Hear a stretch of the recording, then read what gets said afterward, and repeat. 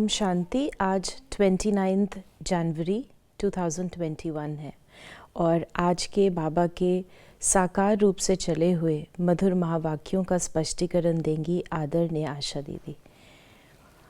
ओम शांति दीदी। ओम शांति। बाबा ने कहा, मीठे बच्चे, ग्रेट ग्रेट ग्रैंडफादर अर्थात सर्व धर्म पिताओं का भी आदि पिता है प्रजापिता ब्रह्मा, जिसके ऑक्यूपेशन को तुम बच्चे ही जानते हो। अब ये भी एक राज की बात है कि प्रजापिता ब्रह्मा को great great great great grandfather क्यों कहा जाता है। मान्यता है प्राय हर धर्म में कि सृष्टि की आदि आदम और ईव, आदम और हवा ब्रह्मा जी के द्वारा हुई। अब वो आदि कैसे हुई? कोई मनुष्य रचना के द्वारा? परमात्मा पिता प्रजापिता ब्रह्मा के मुखारविंद से हम आत्माओं को जन्म देते हैं, जिसको हम मरजीवा जन्म कहते हैं, और हम कहलाते हैं ब्राह्मण। हम ही ब्राह्मण फिर संपूर्ण बन करके देवी देवता बनते हैं। फिर देवताओं की वंशावली चलती है, फिर उसके आगे चलते क्षत्रिय, फिर वैश्य, शूद्र, और फिर आकर के हम ब्राह्मण बनते हैं।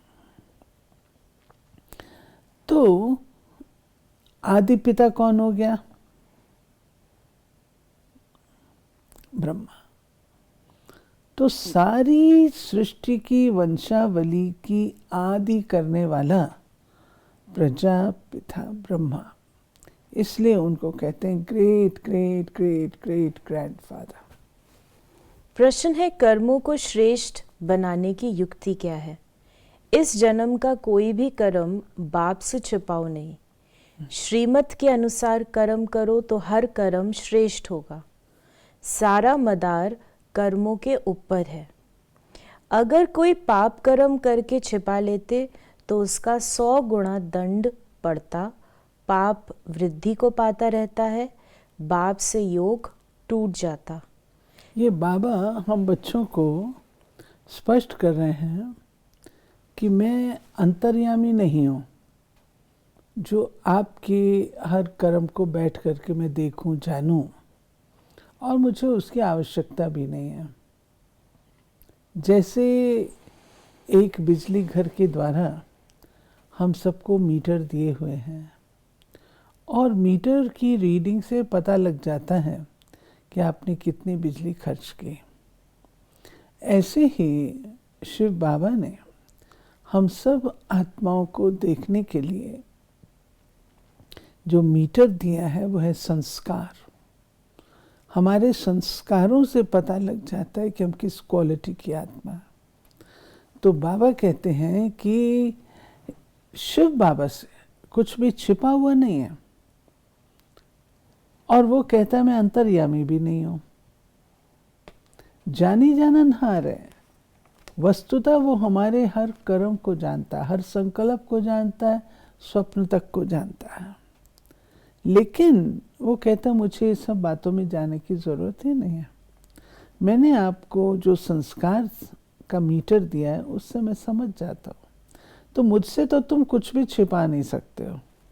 जो सोचे कि हमने ये विकर्म किया, किसी को पता ना लगे, भगवान को क्या पता लगता है। तो मुझे सब कुछ पता रहता है, लेकिन मैं जान कर अनजान रहता हूँ।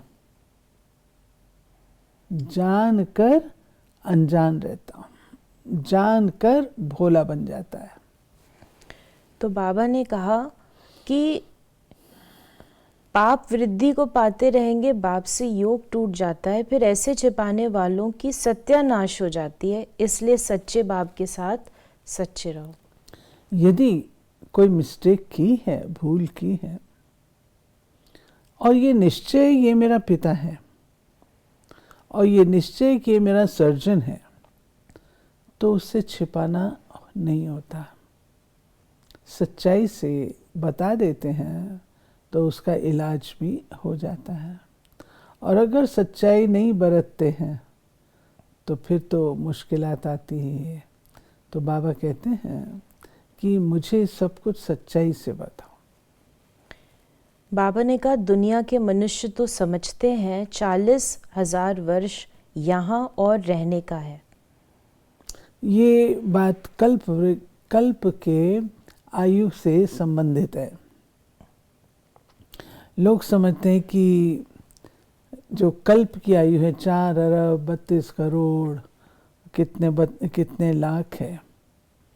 बाबा कहते हैं उसकी तो कोई स्टोरी नहीं होती। जब हम इसको कहते हैं नाटक है तो नाटक की डेफिनेट स्टोरी होती है।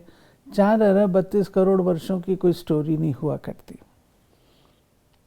और फिर लोग क्या कहते हैं, शास्त्रों में लिखा है कि 4,32,000 वर्ष का कलयुग है। अभी तो इतने सारे वर्ष शेष पड़े हैं।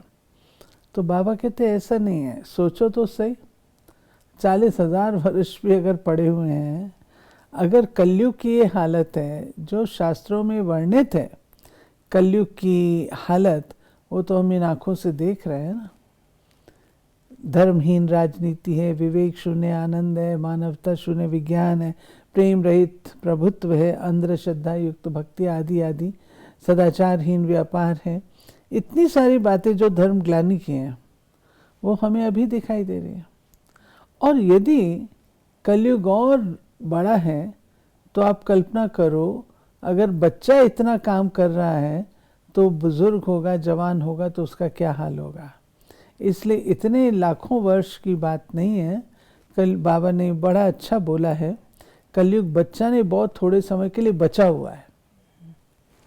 बाप के सहारे बगैर तुम विषय वैतरणी नदी में गोते खाते रहते थे।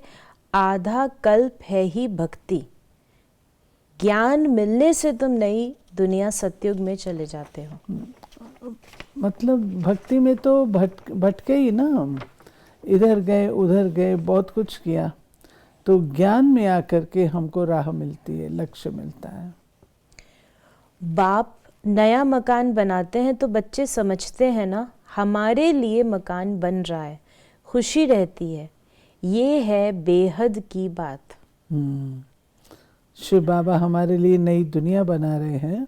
कोई अब सोचने की बात है, लोग कहते हैं प्रभु एक बंगला दे दो, एक मकान दे दो, एक ये दे दो। बाबा कहते हैं तुमको मांगना भी नहीं आता कि तुम मुझसे मांगते क्या हो।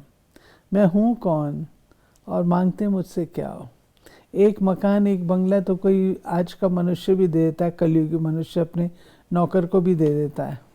परंतु ये जो बात है कि मैं आकर के नई दैवी सृष्टि की स्थापना करता हूँ और तुम्हारे लिए करता हूँ, इस बात को तुम सोच भी नहीं सकते।